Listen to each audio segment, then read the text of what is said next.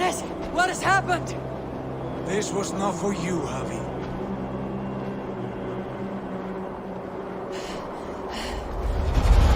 No!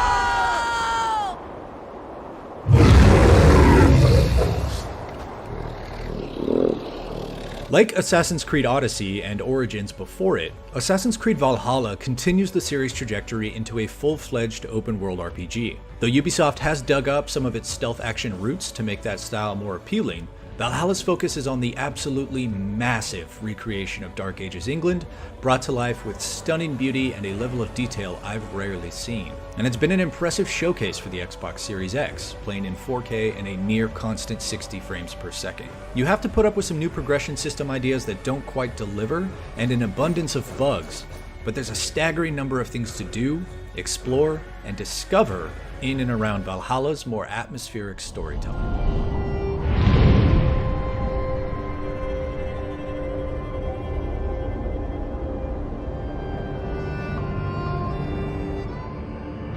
The main story follows Eivor, their brother Sigurd, and the friends and enemies they make throughout their exodus from the frozen fjords of Norway as Viking wunderkinder. I smell the stink of a dozen kingdoms in your beard. Just the start.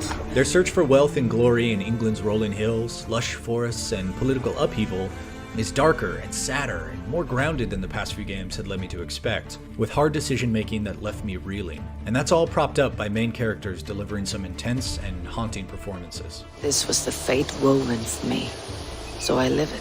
This vast world is home to clashes between Danes, Norse, Saxons, Britons, Picts, the Word of Christ, pagan mysticism, and Norse mythology, complete with an excellent use of the Pantheon and an interpretation of Asgard I am stupidly excited for everyone to see. The Assassins vs. Order of the Ancients dynamic starts softly, almost optionally, slowly acclimating Eivor into the ways of the assassin by weaving in and out of this tale with admirable restraint before the usual Dan Brownification picks up and reveals everything is touched by these organizations. But the focus rarely shifts completely from Eivor's more engaging efforts to build a network of alliances throughout England's 4 kingdoms and its many, many shires. That's a bread knife, my lord. Do you mean to batter me? Stay back! Back, I say! I'll fight you! Many of Valhalla's consistent high points come as you lead your Viking clan in raids against the gold-swollen churches and monasteries of England. Bloated with supplies and materials needed to build your new settlement that acts as your home base and quest hub.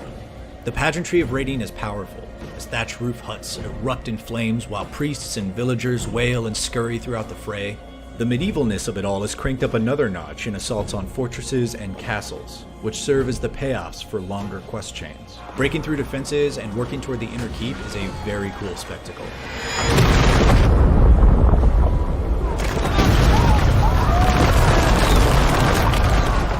And oh my god, are these places incredible to behold. I know it's common to gush over a big Ubisoft open world, but Valhalla might be its most gorgeous and detailed yet. I've regularly forgotten what I was doing when I turn a bend in a snaking river and get blasted by the golden sun, or the clouds and mist roll across its swamps and forests and the lingering bones of the Roman Empire.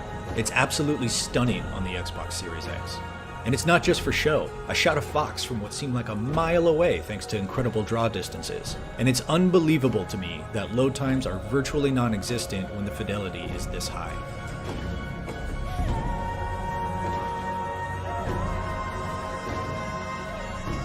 While Valhalla faithfully sticks to the open world script of Origins and Odyssey, there are some new systems in play, for better or worse. This time around, skill progression and abilities rub me the wrong way for 2 reasons. First, you have to spend points to reach and reveal the next cluster of unlockable skills before you have any idea what's in it or whether it's something you want to work toward.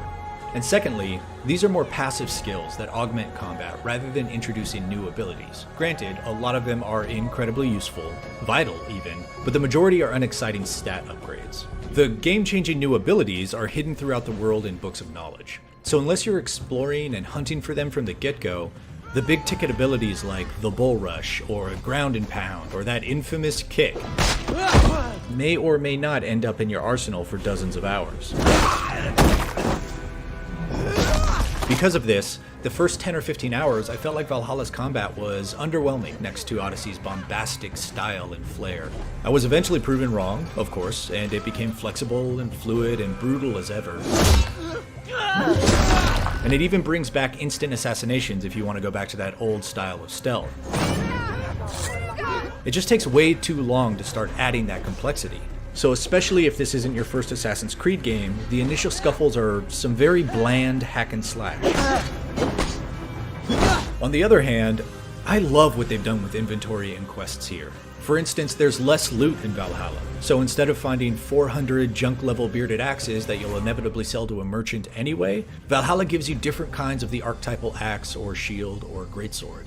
Each version is statistically slightly different and carries passive bonuses for flavor preference, but if you find one you like, you can invest in it and upgrade its quality and its level. It's so much less of a hassle and more rewarding in the long run. The other great change is in the greater flexibility and organic discovery of side quests and activities.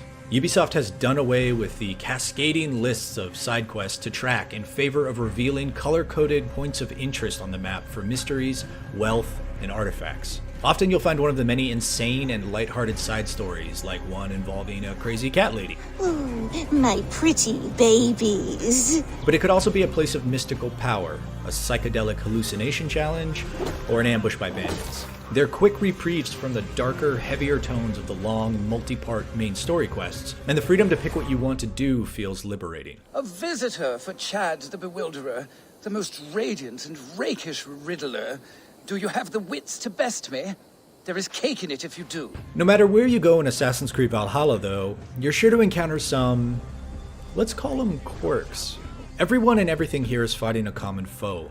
A large number of bugs and technical hiccups that span the spectrum of hilarious, annoying, frustrating, and downright broken. I've run into a half dozen hard crashes like this, breakable items that are anything but, staircases that had one job, enemy AI that is odd, nitro-powered rowboats, David Blaine, quests that get stuck for one reason or another, HUD elements that overlap or stay on screen, enemies that inexplicably regain health, and the ability to survive any fall as long as you attack on the way down, among others.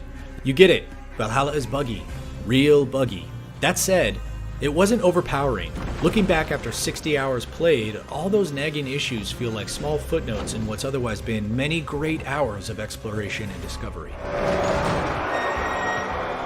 Assassin's Creed Valhalla is a big, bold, and ridiculously beautiful entry to the series that finally delivers on that much-requested era of the Viking and the messy political melting pot of England's Dark Ages. It walks a fine line between historical tourism, top-shelf conspiracy theory, and veiled mysticism against the backdrop of a grounded, focused story.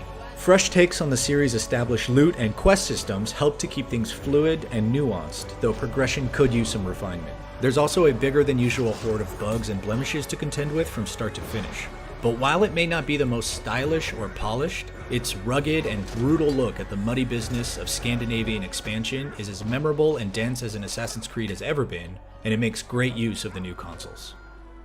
For more on Assassin's Creed Valhalla, check out the first minutes of gameplay in 4K 60 frames per second on Xbox Series X, and watch our guide to the 9th century Britain. And for everything else, stick with IGN.